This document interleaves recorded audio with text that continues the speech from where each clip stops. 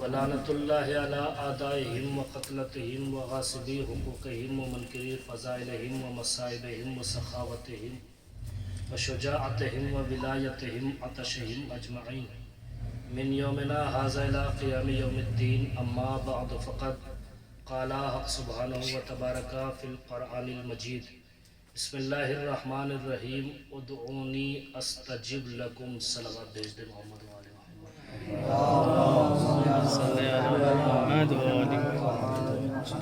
خالق کون و مکان، مالک ارض و سما، حیات و موت پر اختیار رکھنے والا، زمین کا فرش بچھانے والا، آسمان کا شامیانہ لگانے والا، چڑیوں میں چہک دینے والا، پھولوں میں مہک دینے والا، ستاروں کو جگمگانے والا، جملہ بدل کے کہوں آدم کو علم دینے والا، نوح کو تقوی دینے والا، موسیٰ کو ہیبت دینے والا، عیسیٰ کو زہد دینے والا، یوسف کو جمال دینے والا، محمد کو کمال دینے والا، وہ پروردگار جو قرآن مجید میں اپنی تعریفیں بیان کر رہا ہے، کہیں کہتا میں رحمان الرحیم ہوں، کہیں کہتا میں ستار العیوب ہوں۔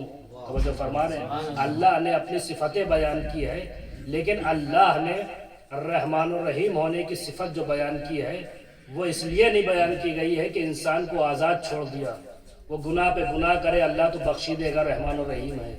اس لیے کہ جس قرآن مجید میں اللہ نے رحمان الرحیم ہونے کا اعلان کیا ہے، اسی قرآن مجید میں اللہ نے قہار و جبار ہونے کا بھی اعلان فرمایا۔ علماء کے درمیان میں گفتگو کر رہا ہوں، بات ضائع نہیں جائے گی۔ جس قرآن مجید میں اللہ نے رحمان الرحیم ہونے کا اعلان فرمایا ہے، اسی قرآن مجید میں اللہ نے قہار و جبار ہونے کا بھی اعلان فرمایا ہے، اور اس کی دلیلیں بہت ساری قرآن مجید میں موجود ہیں۔ میں چند دلیلیں آپ کے سامنے پیش کرتا ہوں کہ اللہ نے زمین کا فرش انسانوں کے لیے گہوارہ بنایا، یہ اللہ کے رحمان الرحیم ہونے کی دلیل ہے، اور اسی زمین کے طبقات کو قوم لوط پر الٹ کے رکھ دیا، یہ اس کے قہار و جبار ہونے کی دلیل ہے۔ آپ ابھی بھی متوجہ نہیں ہوئے، جملہ پڑھ کے کہتا ہوں کہ اللہ نے ہم جیسے انسانوں کی زندگی کے لیے پانی کو بنایا، اللہ کے رحمان الرحیم ہونے کا اعلان ہے، اور اسی پانی میں قوم نوح کو غرق کر دیا، یہ اس کے قہار و جبار ہونے کا اعلان ہے۔ بات کو اور آگے بڑھا رہا ہوں، اللہ نے ہم جیسے انسانوں کی ہدایت کے لیے رحمت للعالمین جیسے نبی کو بھیجا، یہ اللہ کے رحمان الرحیم ہونے کی دلیل ہے، اور اسی نبی کے دشمنوں کے سر کچلنے کے لیے علی کے جیسے ولی کو بھیجا، یہ اس کے قہار و جبار ہونے کا اعلان ہے۔ اللہ نے غدیر کے میدان میں ولایت امیر المومنین جیسی نعمت سے نوازا، یہ اللہ کے رحمان الرحیم ہونے کے اعلان ہے۔ توجہ فرمائیے گا، آپ کی خاموشی پہ قربان، جملہ سنیے گا۔ اللہ نے غدیر کے میدان میں ولایت امیر المومنین جیسی نعمت سے نوازا، یہ اللہ کے رحمان الرحیم ہونے کے اعلان ہے، اور اسی غدیر کے میدان میں حارث پر پتھر کا عذاب بھیج دیا، یہ اس کے قہار و جبار ہونے کا اعلان ہے۔ اب طلاب بیٹھے ہوئے، علماء بیٹھے ہوئے، بات ضائع نہیں ہوگی۔ اللہ نے نبی کو بشیر بنایا، رحمان الرحیم ہونے کا اعلان، اسی نبی کو نذیر بنایا، قہار و جبار ہونے کا اعلان ہے۔ بشیر کسے کہتے ہیں، نذیر کسے کہتے ہیں، آپ سے بہتر کوئی نہیں جانتا ہوگا، لیکن بات کو آگے بڑھانے کے لیے ترجمہ کرنا ضروری سمجھتا ہوں کہ بشیر کسے کہتے ہیں اور نذیر کسے کہتے ہیں۔ جنت کی بشارت دینے والے کو بشیر کہتے ہیں، رحمت کی بشارت دینے والے کو بشیر کہتے ہیں، جنت کی بشارت دینے والے کو بشیر کہتے ہیں، عذاب خدا سے ڈرانے والے کو نذیر کہتے ہیں، جہنم کی آگ سے ڈرانے والے کو نذیر کہتے ہیں، محشر کی گرمی سے ڈرانے والے کو نذیر کہتے ہیں۔ تو میرے عزیزو، جس طریقے سے قرآن مجید میں اللہ کے رحمان الرحیم ہونے کا اعلان ہے، اللہ کے قہار و جبار ہونے کا اعلان ہے، اسی طریقے سے تاریخ کی کتابوں میں نبی کے بشیر ہونے کا بھی اعلان ہے، اور نبی کے نذیر ہونے ہونے کا بھی اعلان ہے۔ نبی نے فرمایا بسم اللہ الرحمن الرحیم، حب علی جواز للجنہ، علی کی محبت جنت کا پروانہ ہے، یہ نبی کے بشیر ہونے کی دلیل۔ نبی نے فرمایا حب علی یاکل الذنوب کما تاکل النار الحطب، علی کی محبت گناہوں کو ایسے کھاتی ہے جیسے آگ لکڑی کو کھا جائے، یہ نبی کے بشیر ہونے کی دلیل۔ نبی نے فرمایا ان الحسین مصباح الہدی و سفینۃ النجاۃ، بے شک میرا حسین ہدایت کا چراغ ہے، نجات کی کشتی ہے، یہ نبی کے بشیر ہونے کی دلیل۔ نبی نے فرمایا من مات علی حب آل محمد ماتا شہیدہ، جو آل محمد کی محبت میں مر جائے وہ شہید مرتا ہے، یہ نبی کے بشیر ہونے کی دلیل۔ نبی نے فرمایا من مات علی حب آل محمد ماتا مغفورا، جو آل محمد کی محبت میں مر جائے وہ بخشا ہوا مرتا ہے، یہ نبی کے بشیر ہونے کی دلیل ہے۔ تو اسی نبی نے فرمایا ممبر پہ بیٹھے ہوئے ہیں نبی، صحابیوں کا مجمع ہے، علی کو قریب بلایا، علی قریب آئے، کہا یا علی اور قریب آؤ، علی اور قریب آئے۔ اس کے بعد نبی نے فرمایا یا علی، کسی انسان کو اللہ جناب نوح کی جیسے عمر میسر کرے، وہ نمازوں پہ نمازیں پڑھے، روزے پہ روزہ رکھے، صفا اور مروہ کے درمیان دوڑتا دوڑتا مظلومیت کی موت مارا جائے، کوہ احد کے برابر سونا راہ خدا میں خرچ کر دے، مگر یا علی اگر تمہارا بغض ہوگا تو اللہ عہدے مجاہدہ میں پھینک دے گا۔ یہ نبی کے نذیر ہونے کی دلیل ہے۔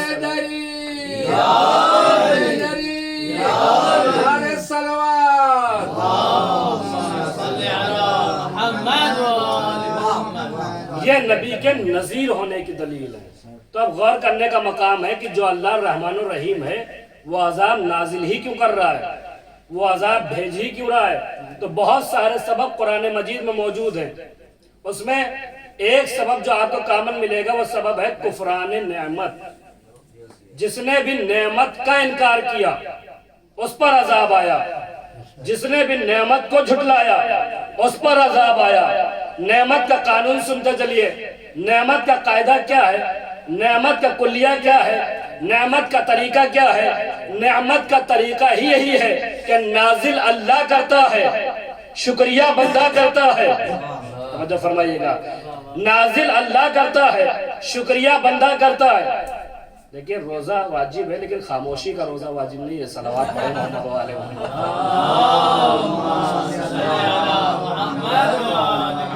تھوڑا سا بولتے رہیے گا، اس لیے کہ جب آپ بولتے ہیں تو تھوڑا سا حوصلہ ملتا ہے، اور اگر آپ کہیں کہ کیا بولنا بھی ضروری ہے تو سلمان محمدی سے پوچھا گیا کہ انسان کو کتنا بولنا چاہیے، تو سلمان محمدی نے کہا چاہیے انسان کم از کم بولے، لیکن جب بات علی کی آ جائے تو پھر خاموش نہ بیٹھے۔ محمد و آل محمد کی ذات پر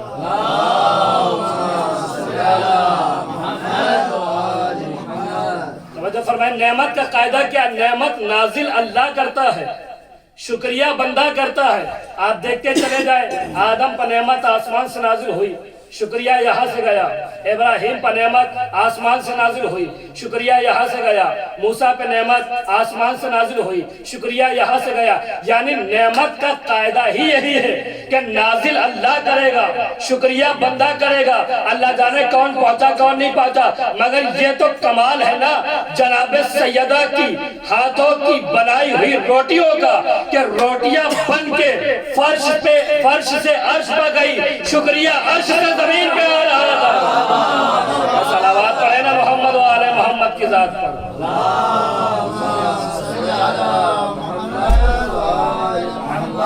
کس کس کی روٹی گئی؟ ہمارے قوم کا بچہ بچہ جانتا ہے۔ جناب زہرا کی روٹی گئی، مولا کائنات کی روٹی گئی، حسنین کی روٹی گئی، جناب فضہ کی روٹی گئی۔ اللہ نے اس نبی کی روٹی نہیں منگوائی جس کو طٰہٰ کہا، یاسین کہا، مزمل کہا، مدثر کہا، اس نبی کی روٹی نہیں منگوائی۔ ہر جگہ پنجتن کو شریک رکھا، آسمان پہ تعارف کرایا تو پنجتن تھے، چادر تطہیر کے نیچے خدا نے تعارف کرایا تو محمد مصطفیٰ تھے، عرش پہ بھی محمد مصطفیٰ تھے، فرش پہ بھی محمد مصطفیٰ تھے۔ لیکن جب روٹی منگوانے کی بات آئی تو نبی کی روٹی نہیں منگوائی۔ میں نے کہا پروردگار نبی کی روٹی کیوں نہ منگوائی؟ شاید آواز قدرت آئے کہ مجھے ان روٹیوں کے بدلے میں کرنا ہے جنت کا بینامہ۔ مجھے ان روٹیوں کے بدلے میں کرنا ہے جنت کا بینامہ۔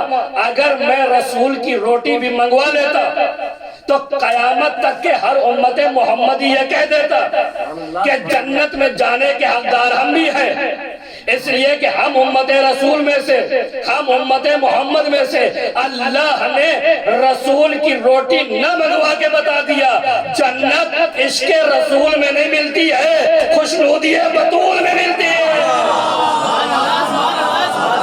پڑھے نا محمد و آل محمد کی ذات پر۔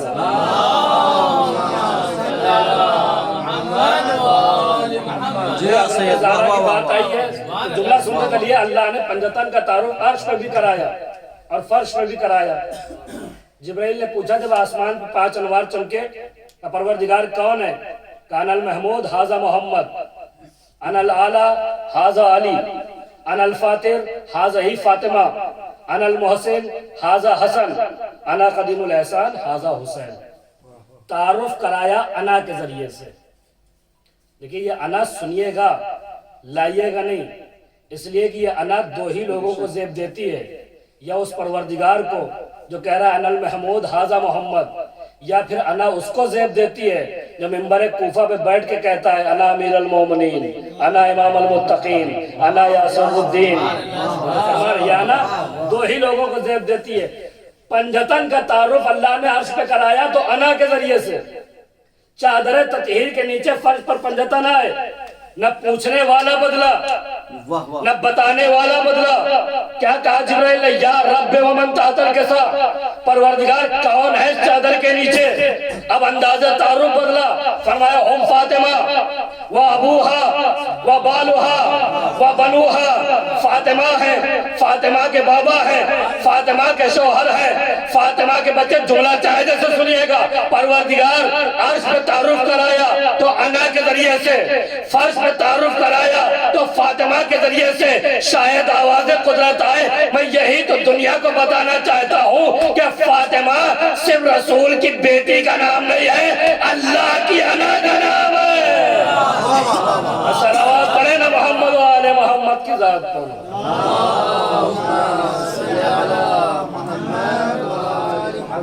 فاطمہ صرف رسول کی بیٹی کا نام نہیں ہے بلکہ اللہ کی انا کا نام ہے۔ تو میں عرض کر رہا تھا کہ اللہ جو رحمان الرحیم ہے، یہ عذاب بھیجی قرآن کہ جس نے کفران نعمت کیا اس پر اللہ نے عذاب بھیجا۔ نعمت کا قاعدہ میں نے بتایا کہ نازل اللہ کرے گا، شکریہ بندہ کرے گا۔ نعمت کی 2 قسمیں ہیں، ایک ہے نعمت عام، ایک ہے نعمت خاص۔ عام نعمت اللہ دھرم دیکھ کے نہیں دیتا، مذہب دیکھ کے نہیں دیتا۔ جیسے آنکھوں کی بصارت، یہ اللہ نے ہم کو بھی دی ہے، غیروں کو بھی دی ہے۔ کانوں کی سماعت ہمیں بھی دی ہے، غیروں کو بھی دی ہے۔ توجہ فرما رہے۔ لیکن ولایت امیر المومنین والی نعمت یہ ہر ایک کو نہیں ملتی ہے، اسی کو ملتی ہے جس کا شجرہ پاک ہوتا ہے۔ صلوات پڑھیں نا محمد و آل محمد کی ذات پر۔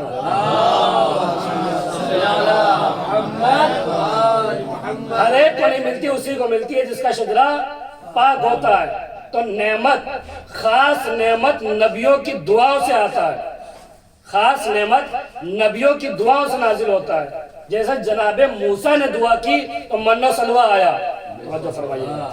جناب موسیٰ نے دعا کی تو من و سلوہ آیا۔ جناب عیسیٰ نے دعا کی تو مائدہ آیا۔ دسترخوان جو ابھی مجلس کے بعد لگے گا، دسترخوان آیا۔ تو لوگ کہتے ہیں دسترخوان کہاں سے آیا، یہ کونڈے کہاں سے آئے، یہ نظر کہاں سے آئی؟ توجہ فرمائیے گا، یہ کہاں سے آیا؟ بھئی یہ سب کچھ قرآن میں لکھا ہے، وہیں سے آیا۔ آپ بتائیے کہ تراویح کہاں سے آئی؟ صلوات پڑھے محمد و آل محمد کی ذات پر۔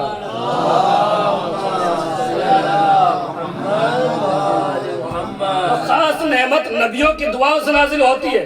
موسیٰ نے دعا کی تو من و سلوہ، عیسیٰ نے دعا کی تو مائدہ نازل ہوا۔ توجہ فرمائیے گا، مائدہ نازل ہوا۔ ذرا تاریخ پڑھیے، قرآن پڑھیے کہ نبی نے کیا دعا کی۔ نبی نے دعا کی وَجَعَلْنِي مِن لَّدُنْكَ سُلْطَانًا نَصِيرًا، پروردگار مجھے ایک سلطان نصیر دے دے۔ تو اس کا مطلب یہ ہوا کہ موسیٰ کی دعا کو من و سلوہ کہتے ہیں، عیسیٰ کی دعا کو مائدہ کہتے ہیں، نبی کی دعا کو علی کہتے ہیں۔ صلوات بھیجے محمد و آل محمد کی ذات ذات پر.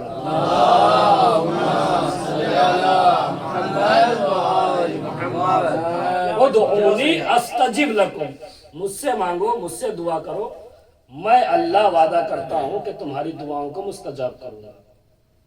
نبیوں نے بھی دعائیں مانگی، جناب زکریا نے بھی بیٹے کے لیے دعا مانگی. بات تمام کر رہا ہوں، وقت تمام ہو رہا ہے، توجہ فرمائیے گا. رب حبلی من لدنک ذریۃ طیبۃ، پروردگار میری ذریت میں ایک پاک و پاکیزہ بیٹا دے دے. لیکن جب ہم اور آپ بیٹا مانگتے ہیں اس لیے مانگتے ہیں تاکہ ضعیفی کا عصا مل جائے، لیکن معصوم تو خود دین کا عصا ہوتا ہے. تو معصوم جب بیٹا مانگتا ہے تو کسی خاص مقصد کے لیے مانگتا ہے. ایسا نہیں ہے کہ جناب زکریا کی گود میں کوئی بچہ آیا نہ ہو، کوئی بچہ پروان نہ چڑھا ہو. جناب عیسیٰ جیسے نبی کو پال چکے، ان کی والدہ جناب مریم کو بھی اپنی آغوش میں جناب زکریا نے پالا. جناب مریم کی ماں جن کا نام ہنہ تھا، بس سنیے بات تمام ہو رہی، جناب ہنہ تھا. انہوں نے نظر مانی تھی، منت مانی تھی. اب اس پہ بھی لوگ اعتراض کرتے ہیں نظر و منت کہاں سے آیا؟ قرآن کی تفسیر پڑھیے. جناب مریم کی ماں نے نظر و منت مانی تھی کہ جو بچہ پیدا ہوگا اسے بیت المقدس کی حفاظت کے لیے وقف کر دوں گی. لیکن دنیا میں آئی جناب مریم. جناب مریم کو جناب ہنہ لے کے آئی بیت المقدس میں. وہاں لوہے کے قلم سے علماء پتھر پر توریت لکھ رہے تھے. تو جناب ہنہ نے کہا کون ہے، اس وقت میں آپ کو تفسیر قرآن سنا رہا، کون ہے جو کفیل مریم بنے، کون ہے جو کفیل مریم بنے. سارے علماء نے آگے بڑھ کے کہا ہم بنیں گے کفیل مریم، ہم بنیں گے کفیل مریم، ہم بنیں گے کفیل مریم. آواز قدرت آئی، ان سے کہو کہ یہ نہ چنے کفیل مریم، اللہ بتائے گا کہ کفیل مریم کون ہوگا. توجہ فرما رہے، اللہ بتائے گا کہ کون کفیل مریم ہوگا. اللہ جاہلوں سے نہیں کہہ رہا تھا، اوباشوں سے نہیں کہہ رہا تھا، بدماشوں سے نہیں کہہ رہا تھا. جملہ بدل کے کہوں، جمعے کی نماز بدھ کو پڑھانے والوں سے نہیں کہہ رہا تھا، محمد کے دماغ پہ شک کرنے والوں سے نہیں کہہ رہا تھا، میدان سے بھاگ جانے والوں سے نہیں کہہ رہا تھا، علماء سے کہہ رہا تھا کہ تم نہ چنو کفیل مریم، میں چنوں گا کفیل مریم. لیجئے میں یہیں سے سمجھا کہ جب علماء کو کفیل مریم چننے کا حق نہیں تو جاہلوں کو جانشین محمد چننے کا.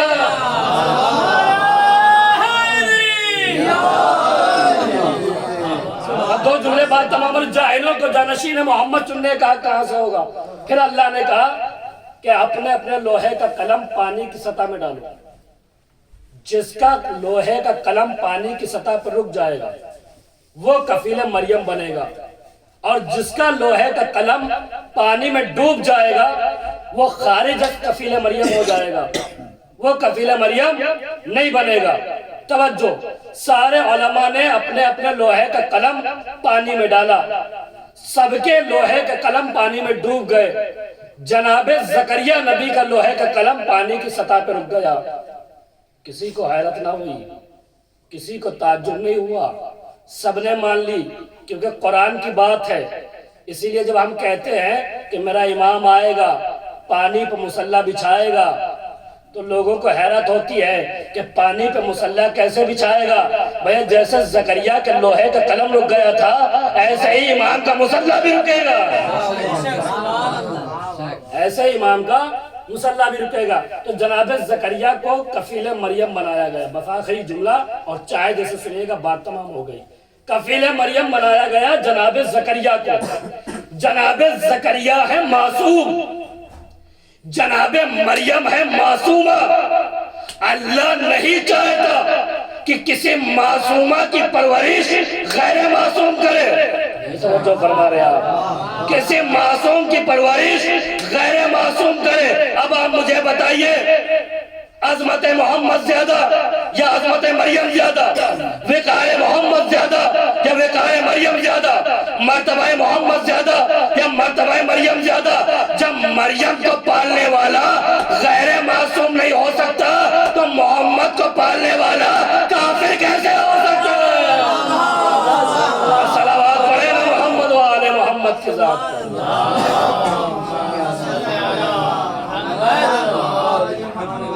جناب زکریا دو معصوموں کو پالنے کے بعد دعا کر رہے ہیں بیٹا دے دے. جیسے میرا مولا علی حسنین کو پالنے کے بعد دعا کر رہا ہے کہ ایک عباس دے دے، ویسے جناب زکریا 2 معصوموں کو پالنے کے بعد دعا کر رہا ہے۔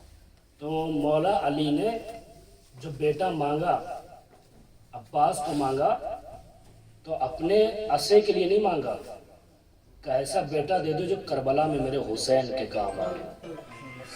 ہاں عزیزو، آج پہلی رمضان گزر گئی، آپ روزے سے رہے، یقیناً پیاس کی شدت کا احساس ہوا ہوگا، لیکن جب بھی پیاس کی شدت کا احساس ہو کربلا کو رک کر لینا، جہاں زہرا کا لال 3 دن کا بھوکا پیاسا مارا گیا۔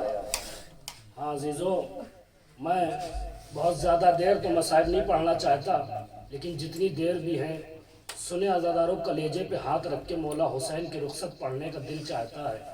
حسین جب آخری رخصت کے لیے آئے تو میر انیس کہتے حسین جب کہ چلے بعد دوپہر رن کو، نہ تھا کوئی جو سنبھالے لجام توسن کو، حسین چپ کے کھڑے تھے جھکائے گردن کو، سکینہ جھاڑ رہی تھی ابا کے دامن کو، نہ آسرا تھا کوئی شاہ کربلائی کو، فقط بہن نے کیا تھا سوار بھائی کو۔ عزاداروں، جب حسین رہوار پہ سوار ہوئے، گھوڑے کو ایڑ لگائی، رہوار آگے نہیں بڑھتا ہے، حسین نے کہا اس پہ وفادار یہ میرا آخری سفر ہے، مجھے منزل تک پہنچا دے۔ رہوار نے حسین کو دیکھا، صبح کی طرف اشارہ کیا، کیا دیکھا 4 سال کی بچی گھوڑوں کے سموں سے لپٹ کے کہہ رہی ہے نیند آئے گی جو آپ کی بو پاؤں گی بابا، میں رات کو مقتل میں چلی آؤں گی بابا۔ فرمایا نکلتی نہیں سیدانیہ باہر، سینے پہ سلائیں گی تمہیں رات کو مادر، اس نے کہا سوئیں گے کہا پھر علی اصغر، شہ نے کہا بس ضد نہ کرو صدقے میں تم پر، ارے رات آئے گی اور دشت میں ہم ہوئیں گے بی بی، اصغر بھی میرے ساتھ وہی سوئیں گے بی بی۔ کہنے لگی بس دیکھ لیا آپ کا بھی پیار، میں آپ سے بولوں گی نہ میں یا شاہ ابرار، اچھا نہ اگر کیجئے جل جانے کا اقرار، مر جائے گی اس شب کو تڑپ کر یہ دل افگار، ارے کیسی ہے یہ بات ہے میرا دل روتا ہے بابا، گھر چھوڑ کے جنگل میں کوئی سوتا ہے بابا۔ شہ نے کہا بس صبر کرو باپ کو جانی، دیتی ہو گر عباس کو پیغام زبانی، سوکھے ہے لبے لال یہ ہے تشنہ دہانی، ارے ملتا ہے تو پینے کے لیے لاتا ہوں پانی، محبوب الہی کے نواسے ہے سکینہ، ہم بھی تو کئی روز کے پیاسے ہے سکینہ۔ عزادارو تمام ہو گئی مجلس، بس 2 سے 3 منٹ۔ عزادارو حسین رخصت ہوئی جناب سکینہ سے، آئے مقتل میں بلا کا جہاد کیا، آواز غیبی آئی، تلوار کو نیام میں رکھا، ساری چیزیں چھوڑ دی، 2 بار میر انیس صاحب کے مجلس تمام، تلوار کو نیام میں رکھا، بھاگی ہوئی فوجیں سمٹی۔ میر انیس صاحب کہتے ہیں چلتے تھے 4 سمت سے بھالے حسین پر، ٹوٹے ہوئے تھے برچیوں والے حسین پر، یہ دکھ نبی کے لال کے پیارے حسین پر، ارے قاتل تھے خنجروں کو نکالے حسین پر، ارے گرتے تھے اور سنبھالنے والا کوئی نہ تھا، تیرے ستم نکالنے والا کوئی نہ تھا۔ قیامت کا بل سنو مجلس تمام، میرا نظام نے قیامت کا بل کہہ دیا، وہ کہتے گر کر کبھی اٹھے کبھی رکھا زمین پہ سر، کروٹ کبھی طرف سے ادھر لی کبھی ادھر، ارے اگلا لہو دہن سے تو تھاما کبھی جگر، حسرت سے کی خیام کی جانب کبھی نظر، ارے گر کر اٹھے تو زخموں سے برچی کے پل گرے، کچھ اور تیر گڑ گئے جب منہ کے پل گرے، ہائے زہرا کا غریب کوڑے سے زمین پہ شمر کا کند خنجار، 70 قدم کے فاصلے پر زینب کھڑی دیکھ رہی ہے، رو رو کے فریاد کر رہی ہے، نہ مار میرے ماں جائے کو، میری اماں نے چکیاں پیس پیس کے۔ انا للہ و انا الیہ راجعون، سیعلم الذین ظلموا ایام القیامۃ۔